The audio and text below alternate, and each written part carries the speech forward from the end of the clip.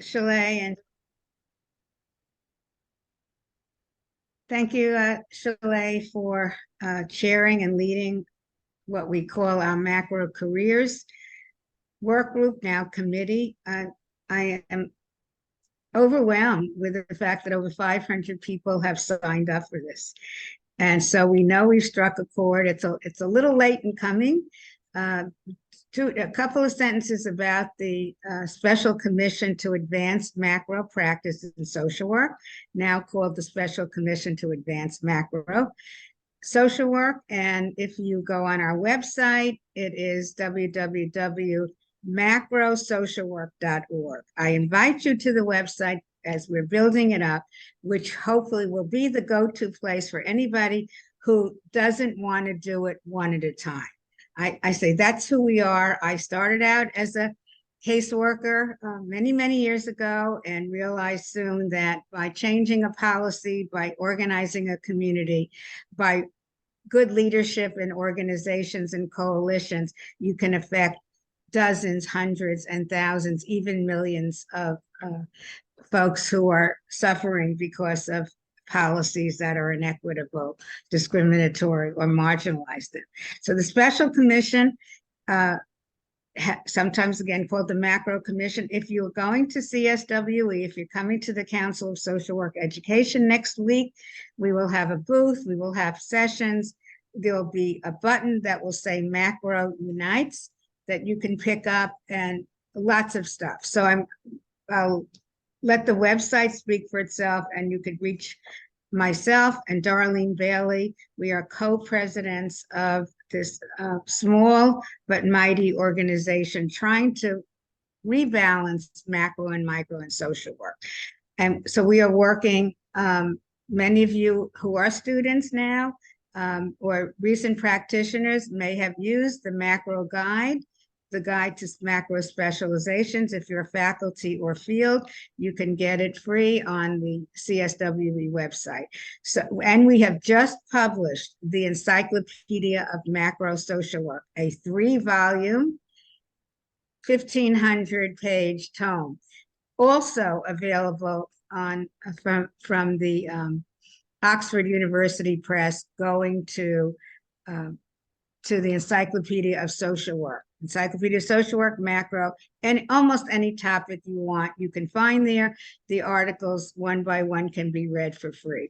So it's a little commercial for those of you who don't know that you can do these wonderful careers, and probably you already have many of the skills.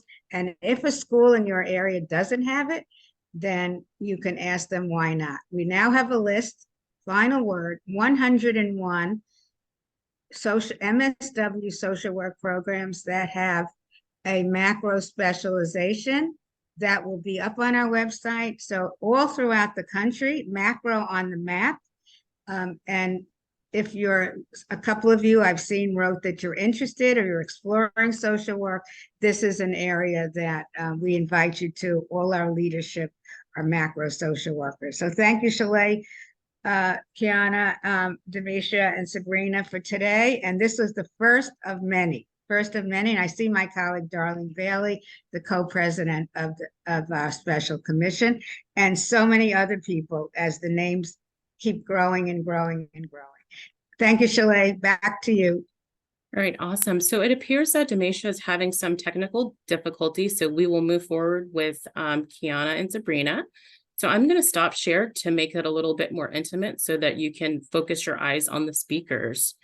So I'll get us started with the first prompt, which is tell us about yourself and describe the roles and responsibilities of your current or most recent macro position.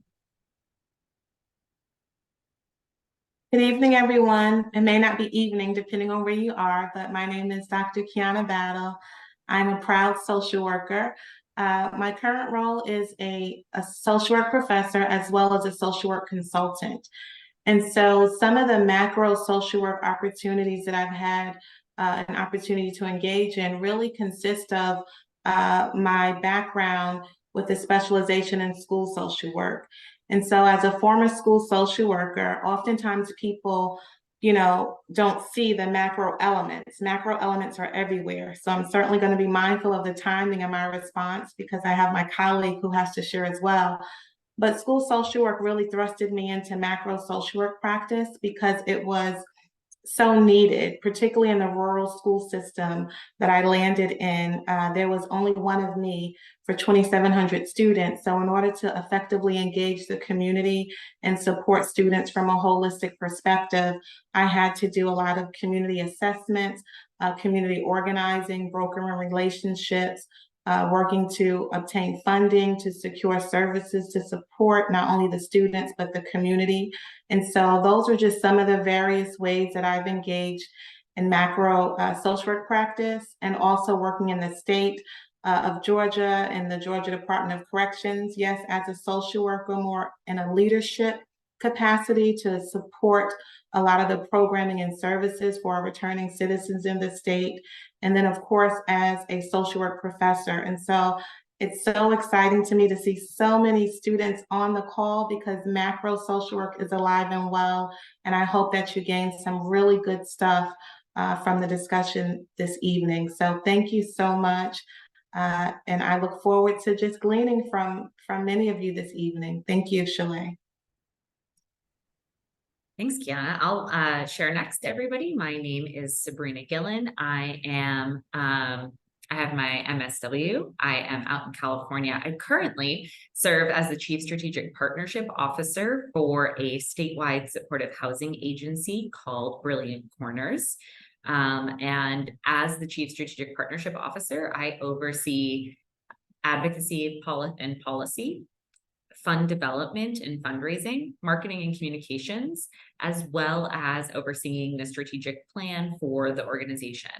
I also have worked at the federal level on advocacy and policy work for a different nonprofit. I currently am working on state level public policy as well as county and city. So we got all of the different levels of macro in there.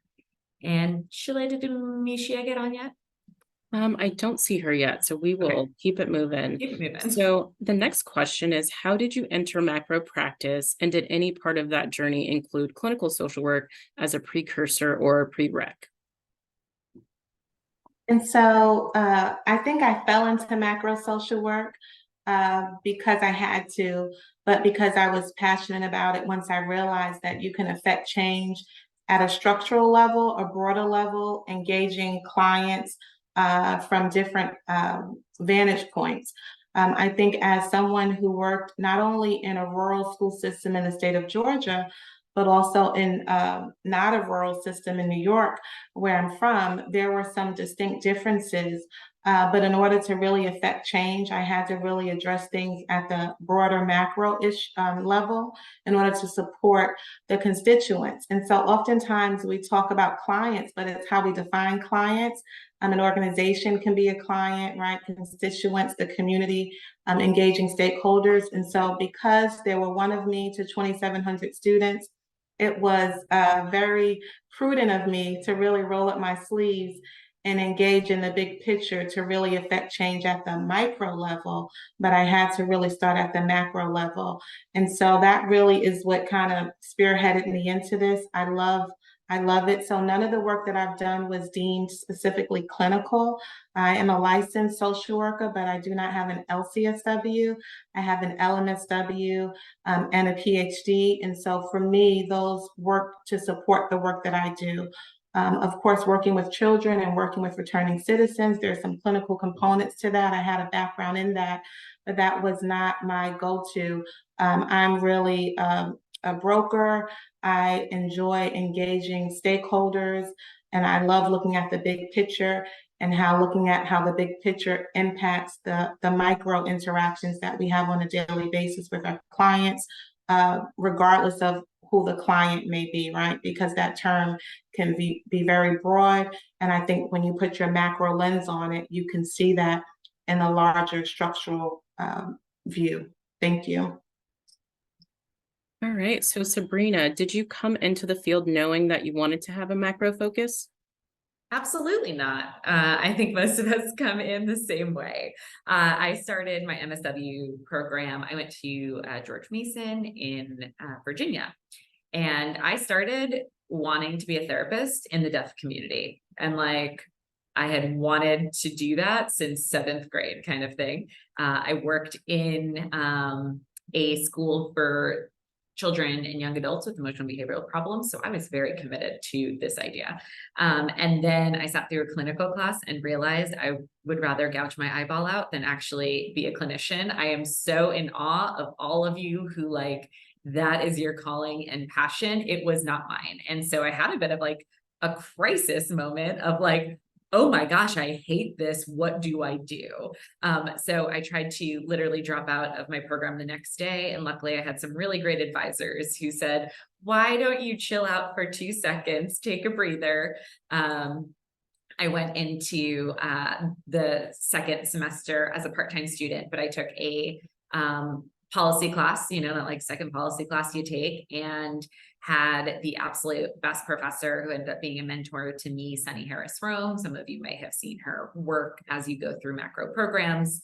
And I fell in love with that, which made me even more in crisis mode because now I really didn't know what I wanted to do with my life. So I actually took a break from my MSW program before deciding to go back with the macro focus, and predominantly because my work in the disability community showed me how easy it is to legally discriminate against people with disabilities. And that was following the law.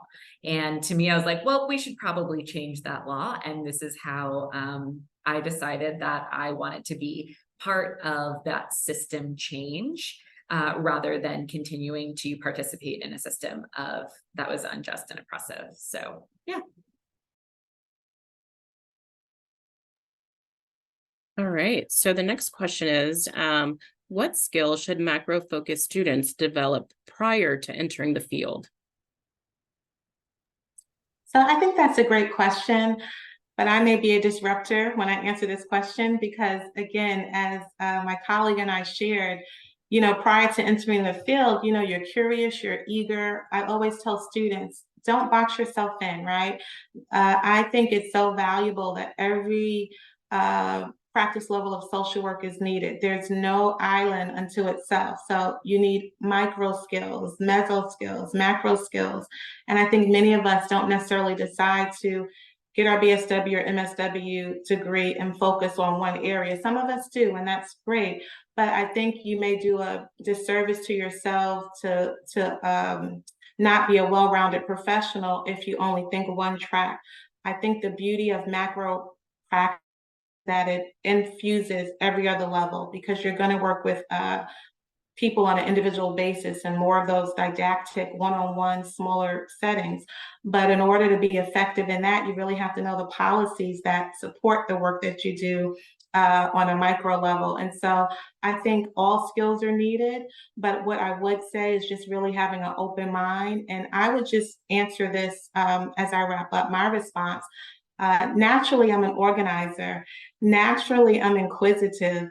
Naturally, I want to see the big picture. And so for me, that really lends itself into macro practice. So if you can kind of find what those natural abilities and skills that you are interested in, generally those will align with what you end up doing.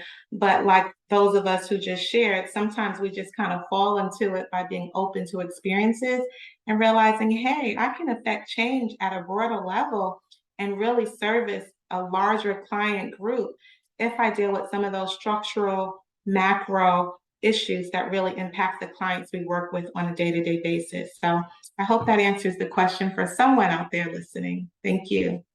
Yeah, that was such a great answer. I love that. You really do need to be super well-rounded especially when going into the macro work, because it's not the same like toolbox and skill sets necessarily, but you utilize a lot of them. So one of the things that I always like a very technical thing that I think is important for folks to know who are going into more macro focused work is the ability to write for clarity and precision. You need to be able to write concise documents, and you're not taught how to do that in school. That is not the emphasis when you are typically in a BSW or an MSW program. And that is something that luckily I did get some practice in school, but really had to learn and then teach others to be really thoughtful and mindful of. Because you are communicating to a larger audience that doesn't have the same technical skill set that you bring. One of the other things is working on your leadership skills. And something that I think we don't talk about a lot is that typically in a not even just macro, in a micro setting, even direct practice in an agency, you may be promoted to leadership level service. And we're not always taught in our social work programs how to lead well. And I always lead from a social work lens. I use my social work values, my social work ethics, and a lot of my social work tools that I learned in my direct practice classes to influence the work that I do as a leader. And so the other day, as an example, I was explaining motivational interviewing to one of my staff to use on a staff that she's learning to supervise. And she stopped like dead in her tracks and she goes, "That's what you've been doing to me the whole time." And I was like, yes, that's exactly how I have been working with you as well. So I think being able to understand how those skills become used in like a leadership or even like a consensus building situation when you're facilitating, like those are really important skills to figure out how to bring to a broader audience when you're not just thinking of, as Kiana said before, your client is different here.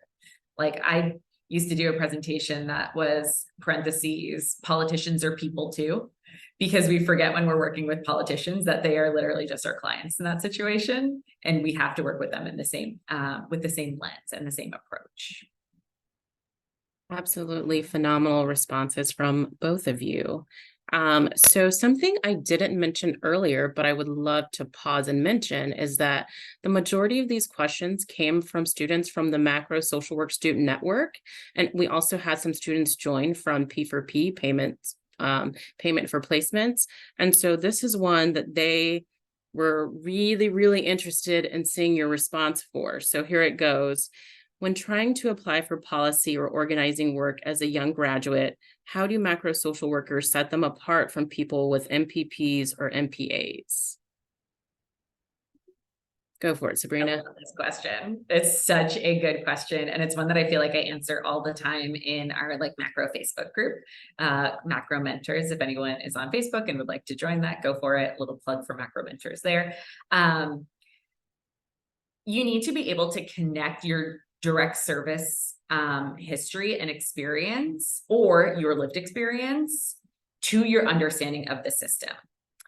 People with an MPP or an MPA do not have proximity to the populations or the problems we are trying to solve and the people impacted by these policies. And so we as social workers can serve as that connective tissue where there's a knowledge gap. So MPPs and MPAs are really fantastic at knowing the theoretical lens behind a lot of policies, and as can social workers, but they don't always bring that experience of, and this is what it means for people on the ground that you are directly impacting when you make this choice.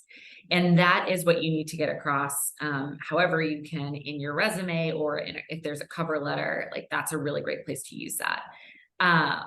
And for example, if your internship during school, or if you had previously worked in child welfare, you would want to be applying to jobs where you can use that skill set and that like direct experience to inform the work. And also you need to spell out for potential employers your coursework that's related to policy, that's related to research, that's related to statistics. They have no idea and no way of knowing that your educational background actually has prepared you for this type of role. And so you need to spell it out and tell them this is what research and policy expertise you have because of the role or because of your education. And then also here's how that relates in the real world. Great. So I'm going to toss it over to Kiana to get us started on the next one. So what is a myth that you would like to dispel about macro social work? I think the elephant in the room for me, or the myth, right, if we can just unmask that, is the fact that it's social work and it exists. I think for me, that's it. I feel like there's a constant need to explain what that is, what it looks like in action. I often find myself really helping students have a better view of it because it's things that we do already. And I think the myth is that, one, it's not profitable, not marketable, and not really relevant. But what I always tell students, and what I've tried to do in my career, is try to really, on a granular level, explain that even if you're coming from the lens of direct practice and you're working with clients on a day-to-day basis, providing support services to them in a program, there are policies that determine what you can do as a social work professional to support the client. If the organization or agency doesn't have any funding, then you can't services and programs. And so I think the biggest myth is that macro social work doesn't exist or it's not relevant, more so in the direction that today's social work is more headed. I'll say old school, but I know we have people on the call that are more seasoned, obviously, and more experienced. And I say that in a good way. I can make fun of my own self. I've been practicing social work for 20 years, and I can remember when I first started, it wasn't such a huge focus on clinical work. It was more of the foundation of what social work is. And so I think there's room for both.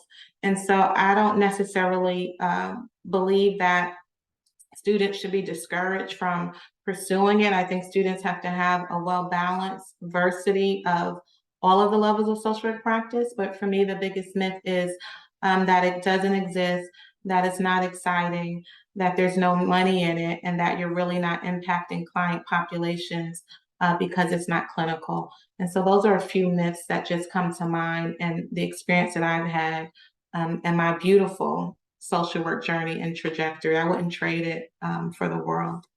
Thank you. Yeah, just to piggyback off of that, 100% this idea that like,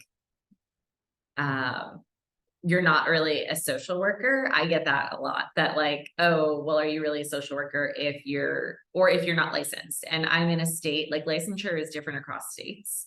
And so I'm in a state where there is no way for me to get a license.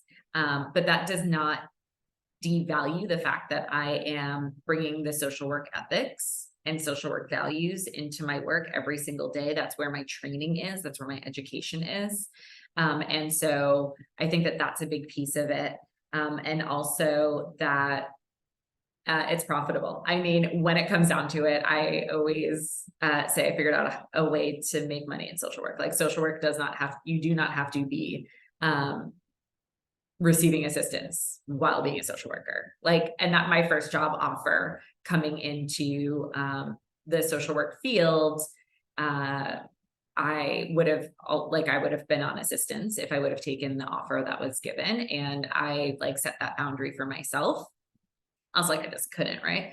Like I had bills to pay. But in that, like, I feel like macro social work is such a great way to find other forms of profitability as a social worker. And I also get to travel a whole bunch in jobs. I always say, if you take a state level or a national job, like at a national office, you get to travel a ton, which is fun. That's not my myth. My myth is, you don't need another degree to do macro social work. I have so many people who graduate with their MSWs or almost finished with their MSWs coming to me saying, I think I want to do this. Do I need another degree? Do I need to go get my MPP? Do I need to get my MPA? Do I need to go get a communications degree? And I'm like, absolutely not. Do not go get another degree. It is completely unnecessary. Your degree is good enough. Your degree will satisfy the requirements. You just have to make the case for it when you're applying to jobs. Great. So the next one, I'm sure the students are going to be very interested in the response. So, Dr. Battle, this is for you. So, how do macro practitioners confront the challenge of legitimacy in the university and in professional settings? How do we get other people to care about macro issues? The students have such great questions, and they should be so proud of themselves for just having the courage to ask the tough questions, right? But as someone who's also a social work professor in an academic setting, I think it's more about helping students as we learn to shift the narrative.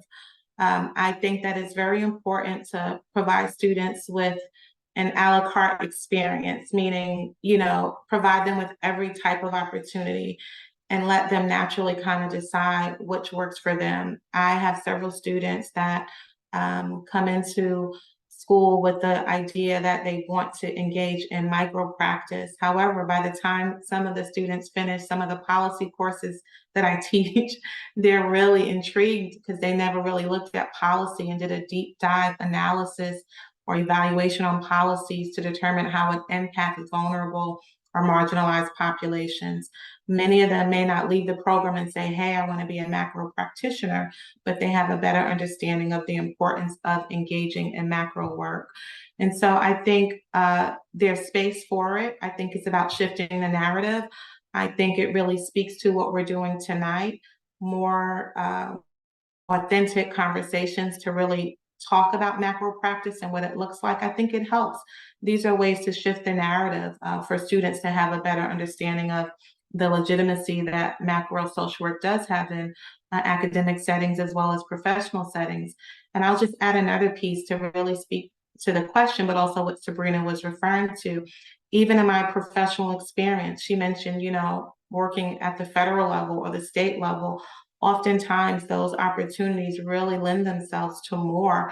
And so if you have a mindset where you think, well, the only thing I can do is work at an agency and provide clinical service to clients, there's nothing wrong with that. But think about, even in my experience, working at the state level in Georgia, working for the Department of Corrections, where you're supporting more than 53,000 returning citizens at a macro level, but that macro level work that you're doing to make sure that they have programming and to make sure that there's funding available trickles down to the micro elements, because one day many of them who will have the opportunity will return to the community, and so they'll be interacting with the community on different levels. And so my point is, regardless of what your setting is, there's a place for macro social work. But I think it's having these conversations.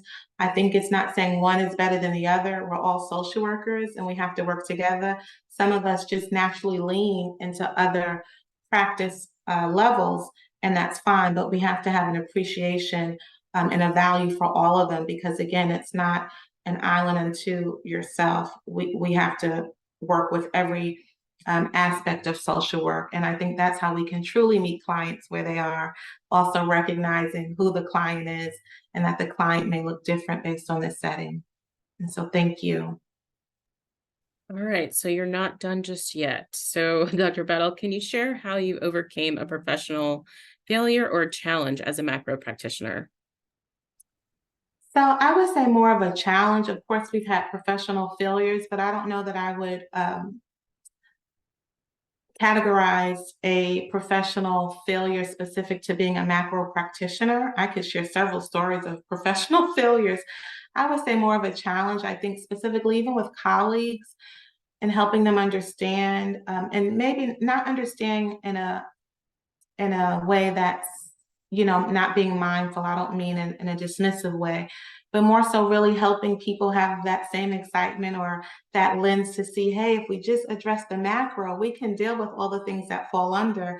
I think that's been a challenge, really helping to see that you can really affect change for more individuals, more communities, more clients, if you look at some of those macro issues like policy, leveraging policy, engaging stakeholders, building communities through community programming and development, applying for grants.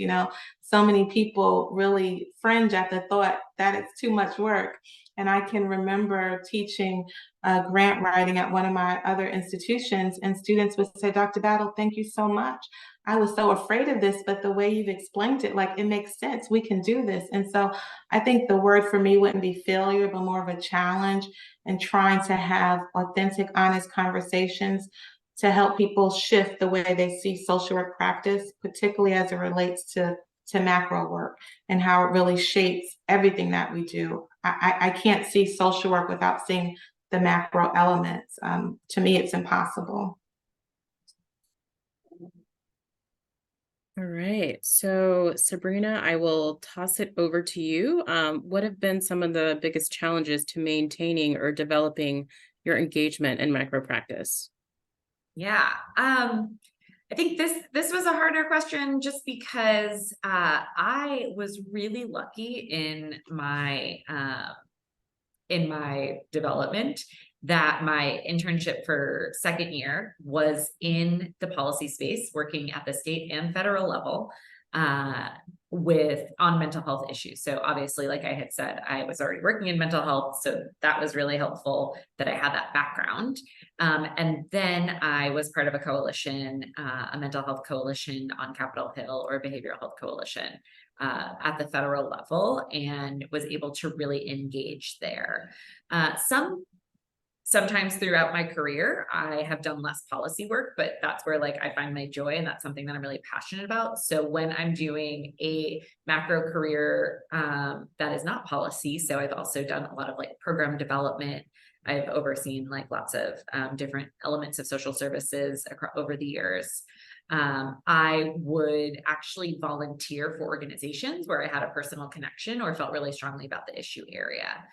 So one example of that is that I wasn't getting my policy fill for a little while in my last job, and that made me really sad. And so I joined up an organization. My stepmom at the time had ALS, and there was an organization called I Am ALS, as in like Lou Gehrig's disease, that was really actively advocating on Capitol Hill and with the FDA on particularly on experimental treatments, but also additional funding for research. And so that's actually what I decided to do when I was a lot further away from the work than I wanted to be. Was I just looked for something that was interesting to me, that had advocacy opportunities clearly in the, on the top ribbon of their website, where it said get involved in advocacy, or like be heard.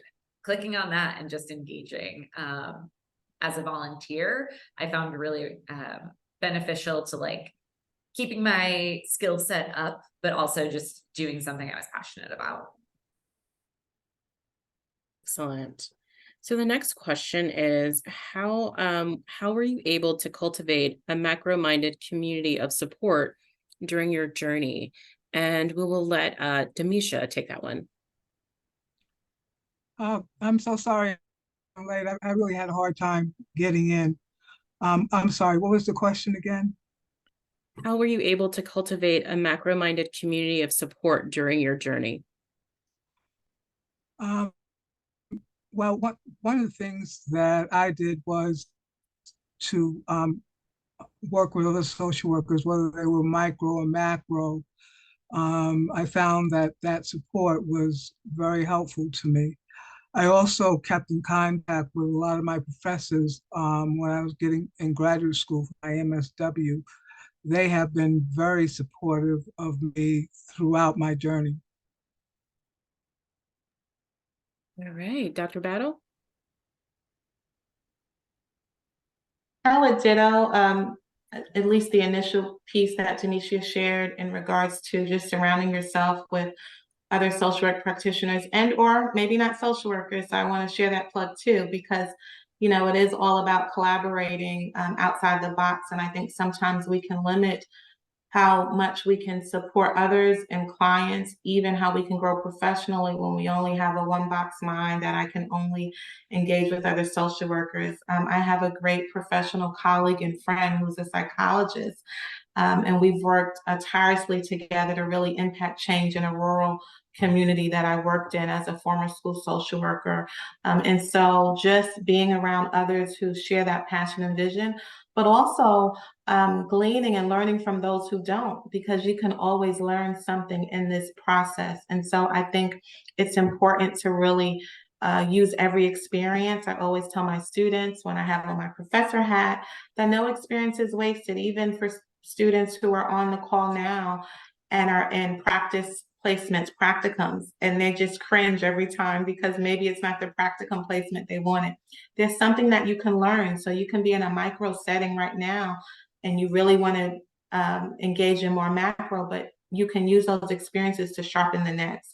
And so I think when you really have an embracive attitude towards life and to growing and maintaining that level of self-reflection, you can cultivate those relationships organically, but you really have to do the work, the inner work, to really embrace the things that you love and the things that you don't, because I don't know that I could have had a crystal ball to say what my trajectory would have been in the 20 years of social work practice. I certainly didn't think I would be where I am currently, because my thoughts didn't align so much in that way. But I say that to say, just be embracive and cultivate relationships that are meaningful, and always be open to learning something new and different. Great. So Sabrina, what would you like to add? Yeah, my quick thing would be it has to be intentional, especially when you are on a path. Like I said, there's no licensing option for me here in California. And so I need to be self-motivated to find those learning opportunities in specifically social work spaces, and find other social workers aligned with my, macro mindset. And I started that just going to like national organizations conferences, or going to some of the more macro focused conferences, so that I can continue to like learn and be in relationship with other people who are doing similar work, that have similar passions to me. And then really, I kind of just said, like, really nurturing those relationships, because they're not always local. They're not always easy to find. All right. So I'm actually going to go back up and allow DeMecia an opportunity to introduce herself. So if you could, DeMecia, tell us a little bit about yourself and describe the roles and responsibilities of either your current or maybe some of your most recent macro positions. Hi, I'm DeMecia Wooten-Irizarry. I'm a retired licensed social worker, actually semi-retired because I still do consultant work for nonprofit organizations, doing board development. My most recent job actually was as a consultant with a small nonprofit doing board development. Before that, I was the chief of staff for a legislator, and worked for him for 5 years. Also, I worked for his father prior to that, the chief of staff for a congressman, United States congressman. So my career has spanned or gone between nonprofit organizations and working for the legislature. I'm currently a doctoral student. Great. So I know another one that the students would probably like for you to respond to is when trying to apply for policy or organizing work as a young graduate, how do macro social workers set themselves apart from people with MPPs and MPAs? That's a good question because I have an MPA. I think that the community engagement, community development is a strong part of social work. MPAs have a strong management and public administration and finance, budgeting, but which we could use some help with in graduate school social work. But in terms of community development, community engagement, advocacy, those are the things that are the strong suit for social work. Excellent. So let's get back on track. And I guess we will close with a final question before we open it up to participants to speak to you all directly and ask your questions directly. So what advice would you give individuals who are pursuing macro practice? We'll start with Kiana this time. And so again, maybe a bit of a disruptor, but I hope you can hear my heart. I really say just, try to avoid putting your passions into a category, but really figure out where your passions lie. I think the main thing is to just be open. But I also think once you find out what you feel like you're really good at, whether naturally or through the experiences you have, really hone in on that. And so for me, I was able to be in a room and be confident, even with peers who decided to go the clinical route and stand by my PhD and LMSW.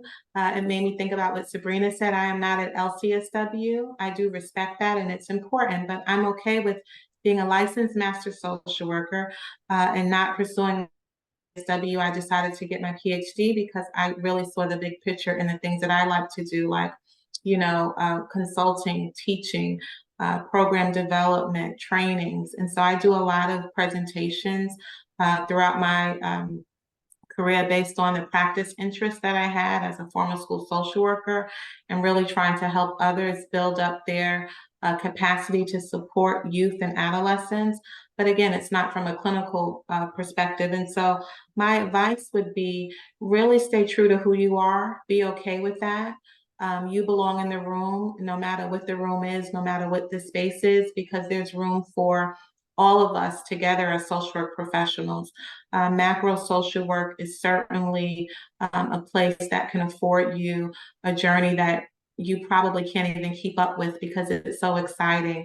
But I think it really starts with your mindset. And I keep bringing that psychology to this conversation because I think it's so important. You have to really engage in self-awareness and self-reflection and be okay with being uncomfortable, be okay with trying new experiences. And so that's sort of what I would leave you with. That's what I tell a lot of my students. Again, some of them come in with this one track, and sometimes that limits them. So I think it's important to be organized and to know what you want to do. But also, again, I sound like a broken record. Don't limit yourself to where you find yourself naturally colliding. Because if you're naturally colliding to that, that means there's space for you to engage in that. And so I hope that's helpful. Shalay, and again, the bit of a disruptor in me, I don't have a specific category because I think we all are in that space, and it's every level of social work practice that's needed. I just happen to do more of the macro pieces in that. So that would be my advice. All right, Sabrina?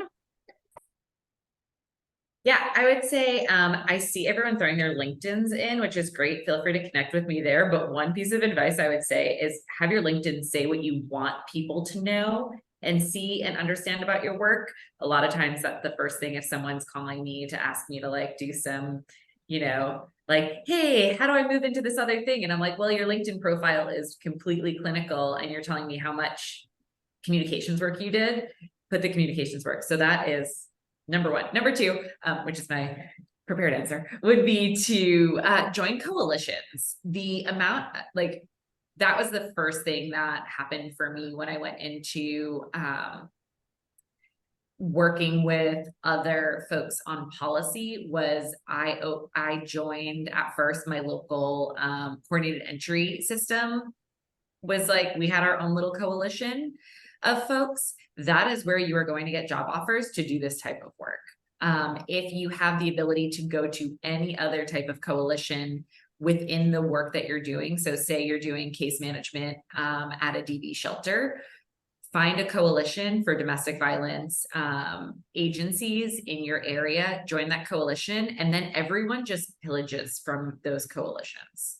So that is how you get a macro job but you have to like have a seat at the table. You have to speak up and you have to show people what you know instead of like slinking back because you don't feel like you belong in that space. Excellent. DeMecia?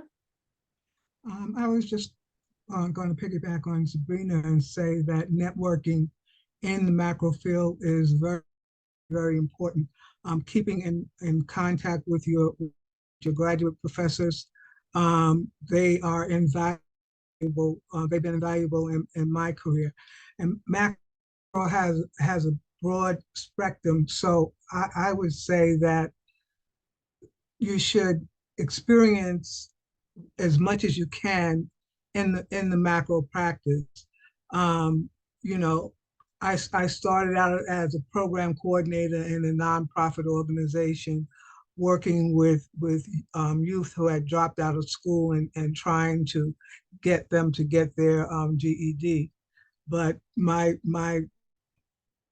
experience with that led me into, you know, the legislative part of my career. So I would say to broaden your horizons and to get involved with as many macro skill set as you can. All right, excellent. So that concludes all of our questions. So now I know that there have been several questions in the chat throughout, but unfortunately scrolling through all of that would be pretty wild. So if you could just raise your virtual hand and then I'll call on you and you can unmute and ask your question.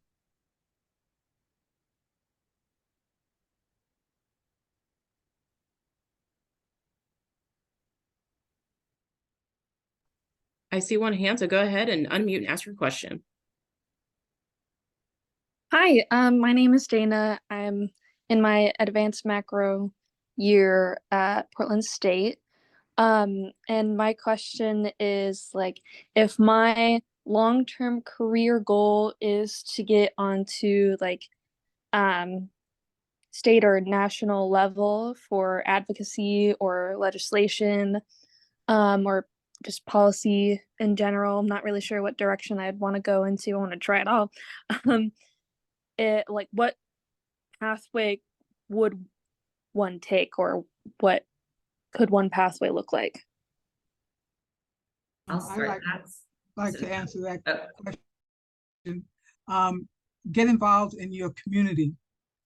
That's where you will find your local representatives, whether it's state, federal, or municipal. There, develop relationships with them. Once they know you, they're more likely to tap you for a position in the legislation. It happened to me that way, and it's very important to get involved in your community. Just to add to that, DeMecia, yeah, definitely. The tactic I took was to get a frontline service job in a national organization that I knew had a really big footprint, so I could make my way up.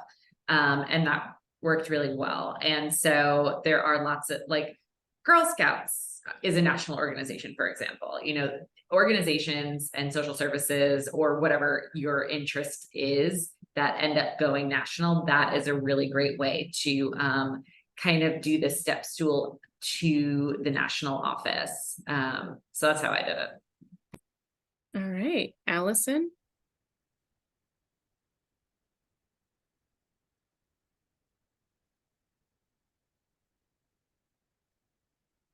Hey, Allison, I see your hand up. You can feel free to unmute and ask your question. Oh, So okay. You put in the chat.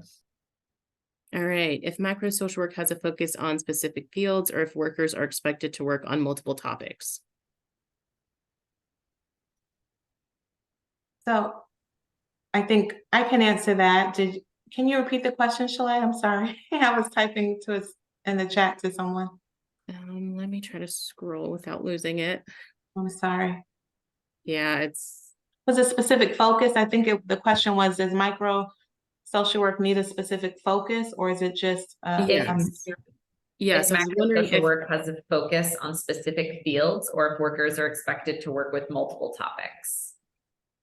And so one, I think we have to remember that macro social work is social work. So you may be working in an agency, but you may be a program evaluator, or you may be a program coordinator or the leader of that particular organization. And so I think that as Sabrina started the call with how she used some of her clinical skills or direct practice skills and in being a leader and where she currently works, I think it's important that you know that you're starting in as social work. And so it's those same skills, but you're going to use them to affect change differently based on the needs and your end goal. So I hope that makes sense. So meaning that if you are, when I was the director of program services for the Georgia Department of Corrections, so of course I hadn't done that work before, but because of my skill set and as a social worker, I was hired because I can look at things from that social work lens, but also affect change very broadly. And so the reality is that you, one, first are a social worker. Those skills are just what we do, we're equipped to do, but you translate those skills to what they need to be based on the client, based on the organization, based on the agency. And so what I always tell students, and I'm wrapping up, is that when you're looking for jobs and applying for jobs, you've got to understand how to utilize transferable skills. And so although the actual job may not say social work, right, you've got to see yourself in that based on the skills that you have. And so what I really encourage students is to utilize their career centers, utilize mentors, because I think oftentimes opportunities are not taken advantage of because people can't see themselves in that role because it might not specifically say the things that you do. So you've got to really hone in on your skill set and know that you are an asset to the organization or agency or entity that you're applying to because you have these great skills. Many leaders don't have the skills that we have as social workers, and I think that's what makes us great leaders, because we know how to utilize empathy. We know how to engage with clients. We know what motivational interviewing is. These are skills that you need when you're a leader. And so I think just learning what those transferable skills are that you have and being able to see yourself in that position, even if it doesn't say social work in the title, if that makes sense. Yes. Thank you. So one of the things that we're going to do is at the conclusion of this event, we are going to share the Macro Social Work Career Resource Guide, which has plenty of information about the job search process, different search engines, other webinars, podcasts about macro jobs. So that information is going to be shared with everyone who registered for this event. So be on the lookout for that, because that's how we will share this event. So plenty of resources coming your way, I promise. So up next is Max. Hi, my name is Max. I'm a first semester MSW student, and I have a pretty specific question, mostly for Dr. Battle. So I got a grant that I have comes with a service obligation.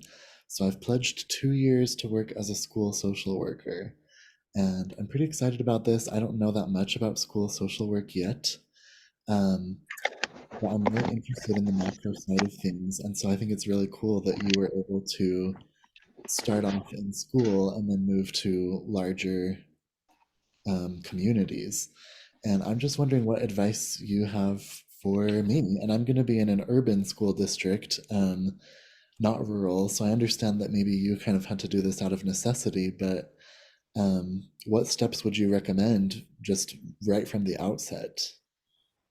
Max, well, thank you so much for your question. And so I'm very happy for your hope that you have a great experience. So I also worked in an urban or suburban school as my first entry to school social work in New York, where I'm from.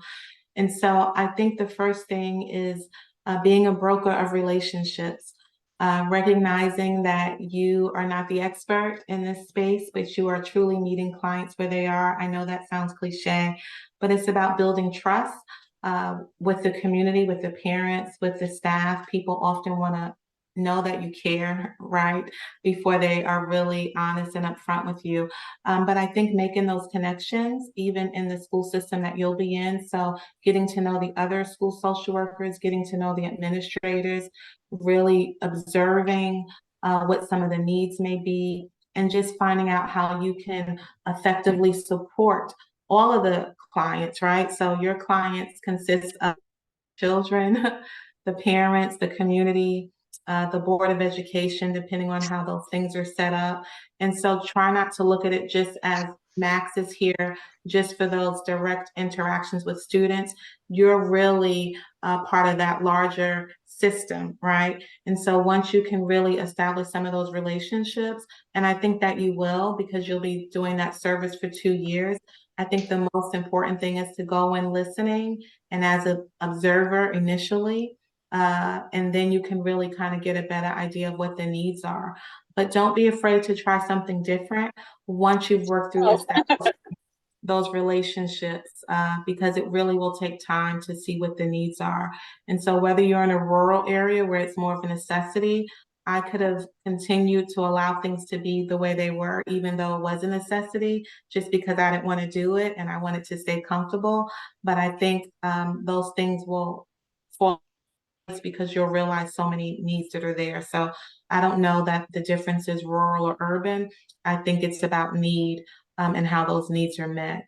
And so Max, I can certainly put my email address in the chat to you if you have any questions as you go through this process for someone who is very passionate about school social work. I hope that helps some. Yes, thank you very much. All right, so our last 3 questions will come from Rose, Gokul, and Marlene. So hi, Rose, go ahead with your question. Hi, Shalay. Hi, everybody. So I actually have 2 questions. One of them is, so how do we navigate I guess, getting paid well when I think the job market is just so oversaturated with jobs that don't value social workers. And I feel like the overall experience that I've had is jobs really wanting to undervalue and underpay us. And then the second question is, what are some job titles that we can look for when we're trying to find these jobs? Like, I know in the chat you mentioned finding a job and then advocating for like why social work is it. But if we are still, I guess, trying to figure out what we want to do, what are some keywords or like job titles that we can look for? I feel like a big part of that will be in like a part 2 is going to be in the resource that Shalay sent. So I don't want to spend a ton of time there because there's so many titles. But the thing that I want to say about the first part of the question is if you are applying for a job that's out of the theoretically out of the social work frame that you are used to, you don't actually have to always take on the full identity of a social worker as like your main identity of why you think that you're good for this job, which might be controversial, but we can sell why being a social worker is really great in these roles. But if we only are looking as for jobs because we're a social worker, and if we're only saying we're good for this because we're a social worker, we need to like really broaden like how we're selling ourselves in that job search. I guess for me, because I want to do work with like human trafficking and sex trafficking, those generally are, I guess, like social work or like public service jobs. And so I guess I'm trying to find a way to still stick to what I'm passionate about, but like also stepping away from kind of like you said, the identity of a social worker where like that kind of pigeonholes how people think about like my role and what I want to do.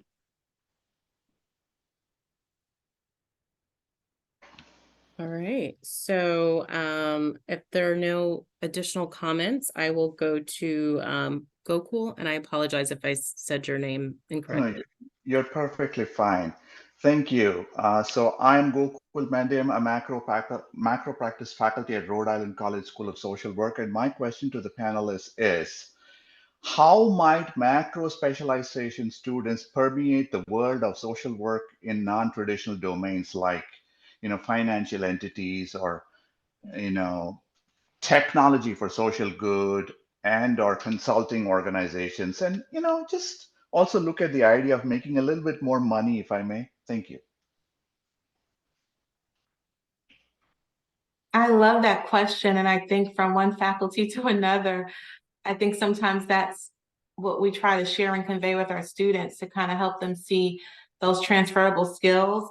But even as we talk about diversity, equity, and inclusion, because you mentioned like technology, we're talking a lot about AI and chat GPT and all these things now. There's spaces and the ethical pieces of that social workers can use their lens to support how these processes work. And so I'm really encouraged of the different avenues that social work students or future social workers can find themselves in. But I do think it's a matter of shifting the perspective and being open to things that are non-traditional, because you have a lot of social workers, thought leaders, where those titles may not say social work, but again, it's about the transferable skills. So I often have conversations with students when they are really inquiring about next steps to really take some of the labels off.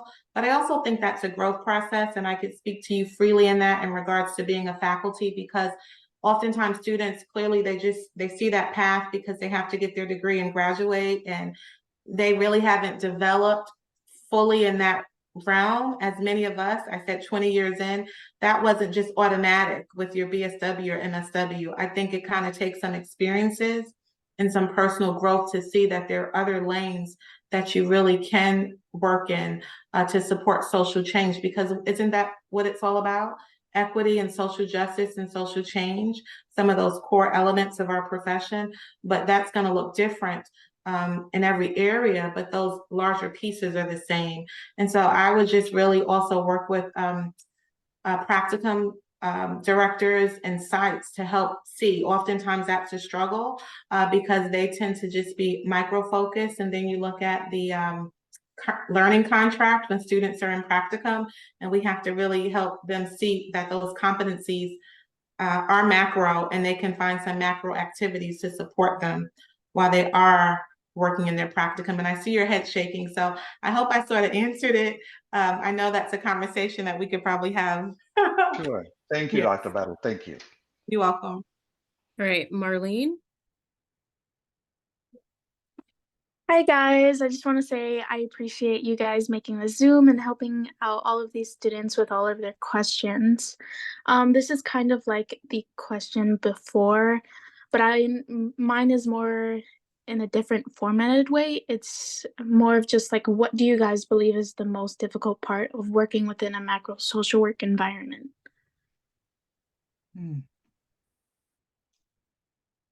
I think that as much as we say that we're all social workers, and this is my own prejudice, so I'll say that right up front. But as much as we say that we're all social workers, I find that the macro field is not as valued in social work as micro practice or the clinical practice. Even when I was looking for jobs in higher education, the preference was for a clinical social worker, because that is basically a lot of what social workers want to do, is they want to go into clinical social work. So again, let me say this is my own prejudice, but I have found that in the macro field, and I'm talking about social workers, that macro social work is not as valued as clinical social work.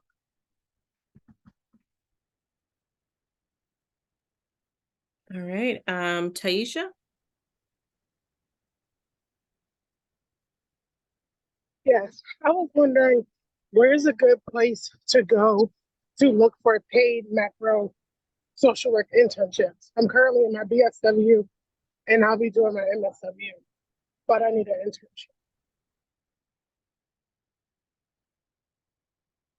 I almost feel like that question might need to be geared towards your specific field office at your institution, because they would have a better knowledge of the agencies and whether or not they offer some sort of payment. But feel free to chime in for anyone else. I agree, Shalay. The only thing I would add is sometimes, I could think about my experience undergrad and not undergrad, but my MSW.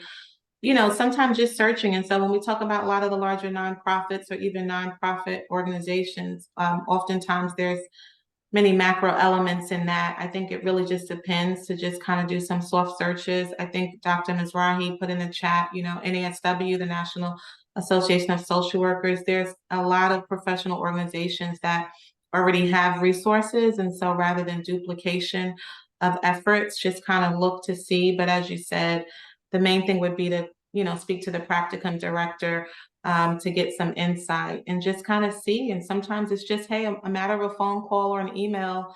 And the worst that you can be told is, no, we can't support you in that. But just to try to look at some of the larger social work professional organizations, oftentimes they have resource boards and things of that sort, and nonprofit entities and things like that. Thank you. We have gone over 7 minutes, but I want to take this final question. I want to thank all of you all for staying put these additional minutes. So for our last person who has their hand raised, feel free to unmute. Hi there, my name is Savvy Zinos. I am a macro MSW student at the University of Pittsburgh.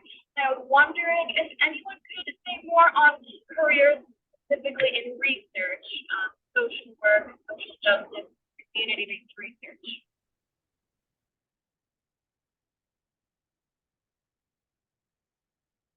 I would just say there are a ton, particularly I will say it's like in the DC area, but there are a lot of think tanks. So just Google think tank in the thing that you're interested in, and all of the big research orgs will come up. So if you are into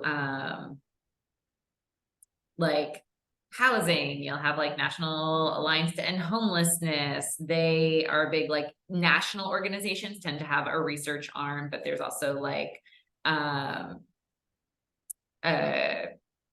blanking on some of the bigger ones. RAND does a lot of the studies. So really, those are just kind of like some really good things to do, is just like think tank, topic you're interested in, or research and topic you're interested in, and the top research entities will typically pop up in Google. And just look for, like, especially if you're in early stages of your career, going into those research analyst positions, those policy analyst positions really can get you on a good trajectory. Excellent. All right. Well, I just want to thank everyone again for joining us tonight. And I want to thank all of our panelists for the amazing information that you shared with everyone. And I hope you have a great night. Take care. Thank you, Shalay, for everything. Thank you all.